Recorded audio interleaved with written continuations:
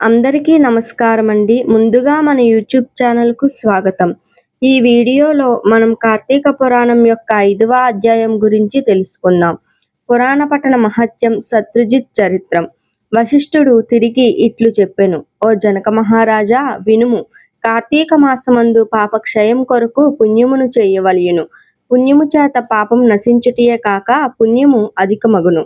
కార్తీకమందు హరి సన్నిధిలో భగవద్గీత పారాయణం చేయువాడు పాపములను విడుచును.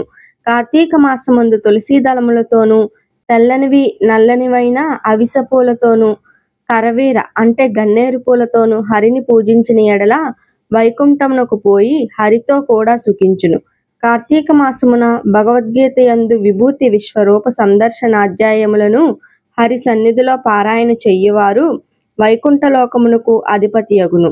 కార్తీక మాసమందు హరి సన్నిధిలో శ్లోకమును గాని శ్లోక పాదమును గాని పురాణమును చెప్పున వారును విన్నవారును కర్మబంధ వినిర్ముక్తులగుదురు. కార్తీక మాసమందు శుక్లపక్ష మందు వనభోజనం చెయ్యువారికి సమస్త పాపములు నశించును. ఇతర కాలములలో జపకాలమందు హోమకాలమందు పూజాకాలమందు భోజన కాలమందు తర్పణ కాలమందును చండాలుర యొక్కయు పాపాత్ముల యొక్కయు శూద్రుల యొక్కయు ఔసచవంతుల యొక్కయు సంభాషణలను విననచో దోష పరిహారం కొరకు కార్తీక మాసమందు వన భోజనము ఆచరించవలయును.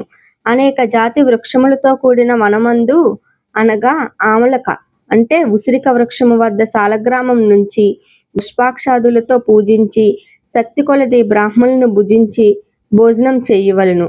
ఇట్లు కార్తీక మాసమందు వనభోజనం చేసిన ఎడల ఆయా కాలమందు చేసిన సమస్త పాపములు నశించి విష్ణులోకమునందు సుఖంగా ఉండును. కాబట్టి తప్పక కార్తీకమందు వనభోజనం ఆచరించవలయును. కార్తీక మహత్యమును భక్తితో విని బ్రాహ్మణుని కుమారుడు నీచ జన్మ నుండి ముక్తుడయ్యెను. అప్పుడు రాజిట్లు అడిగెను, ఓ మునీశ్వర, బ్రాహ్మణుని కుమారుడెవరు? అతను ఏ కర్మ చేసెను? దేనిచేత విముక్తుడయ్యెను? ఆ వృత్తాంతం వినవలయునని కుతూహలం పడుచున్నారు. వశిష్ఠుడు ఇట్లు పలికెను, జనక మహారాజా చెప్తాను వినుము. కావేరి తీరమందు దేవశర్మ అను ఒక బ్రాహ్మణుడు వేదాంగ పారంగతుడు కలడు. ఆ దేవశర్మకు దురాచారవంతుడగు ఒక కుమారుడు కలడు. అతను దుర్మార్గంను చూచి, తండ్రి, నాయనా, నీకు పాపములు నశించడి ఒక మాట చెప్తాను. కార్తీక మాసమందు ప్రాత స్నానము చెయ్యుము. సాయంకాలమందు హరి సన్నిధిలో దీపములను సమర్పించుము. ఇలాగూ తండ్రి చెప్పిన మాటలు విని కుమారుడు కార్తీక మాస ధర్మం అనగా ఏమి ఇట్టి కార్యం నాచే ఎన్నటికి చేయి తగదు. ఆ మాట విని తండ్రి, ఓరి దుర్మార్గ, ఎంత మాట అంటివిరా, నీవు అరణ్యమందు చెట్టు తొర్రలో ఎలుకవై పుట్టి ఉండవని శపించెను. తండ్రి శాపమును విని కుమారుడు పశ్చాత్తాపపడి శాప విముక్తిని దురాచారుడనైన నాకు ఎట్లు కలుగును అని తండ్రిని అడిగెను. ఆ తండ్రి ఇట్లు అనెను, కుమారక, ఎప్పుడు నీవు కార్తీక మహత్యం వినుదువో అప్పుడు నీకు మూసకత్వ విముక్తి కలుగునని చెప్పెను. తండ్రి ఇట్లు చెప్పి ఊరుకున్నంతలో కుమారుడు గజారణ్యమందు ఎలుక అయ్యెను. చెట్టు తొర్రలో నివసించెను. అది అనేక జంతువులకు ఆధారమయ్యున్నది. ఇట్లు కొంతకాలం గడిచిన తరువాత ఒకప్పుడు విశ్వామిత్ర మునీశ్వరుడు శిష్యులతో సహా కార్తీక స్నానం ఆచరించి ఆ వృక్షము యొక్క మొదట కార్తీక మహత్యమును భక్తితో చెప్పుచుండెను. అంతలో దురాచారుడను హింసకుడును అగు ఒక కిరాతుడును వేట నిమిత్తం అచ్చటికి వచ్చి బ్రాహ్మణులను చూచి పాపాత్ముడు కనుక దయాశూన్యుడై వారిని చంప నిశ్చయించెను.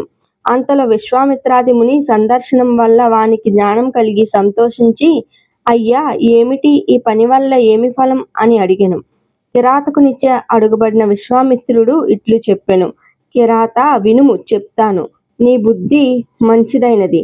ఇది కార్తీక ధర్మం. ఈ ధర్మం మనుష్యులకు కీర్తి పెంపొందించెను.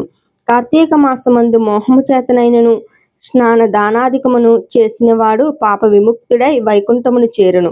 కార్తీక మాసమందు భక్తి శ్రద్ధలతో కూడిన వాడై స్నాన దానాది వ్రతం ఆచరించువాడు జీవన్ముక్తుడు అగును. విశ్వామిత్రుడు ఇట్ల కిరాత్రి గురించి చెప్పిన కార్తీక ధర్మమును వృక్షం మీదనున్న ఎలుక విని అప్పుడే నీచదేహమును విడిచి విప్రుడయ్యెను. విశ్వామిత్రుడు అది చూచి ఆశ్చర్యమొందెను. తరువాత బ్రాహ్మణ కుమారుడు తన వృత్తాంతమును విశ్వామిత్రునికి తెలిపి ఆజ్ఞ తీసుకొని తన ఇంటికి పోయెను. కిరాతుడును మూషిక దేహ త్యాగమును బట్టి కార్తీక వ్రత ఫలమును చూచి తరువాత ముని వలన సకల ధర్మములు విని వైకుంఠం చేరెను. సుగతిని కోరువారు కార్తీక మహత్యం వినవలెను. విన్నంతనే పుణ్యవంతులై పరమపదం పొందెదరు. కానీ విద్వాంసుడు తెలిసి కార్తీక ధర్మమును విని అభ్యసించవలెను. కాబట్టి తప్పక కార్తీక వ్రతం ఆచరించదగినది. ఇది నిజం. నాకు బ్రహ్మ చెప్పినాడు రాజా, నీవును పురాణములందు బుద్ధి నుంచుము. అట్లైన ఎడల పుణ్యగతికి పోవుదువు. ఈ విషయమై విచారణతో పనిలేదు, నిశ్చయం. కార్తీక పురాణం 5వ అధ్యాయం సమాప్తం. తరువాత వీడియోలో మనం కార్తీక పురాణం యొక్క 6వ అధ్యాయం గురించి తెలుసుకుందాం. ధన్యవాదములు.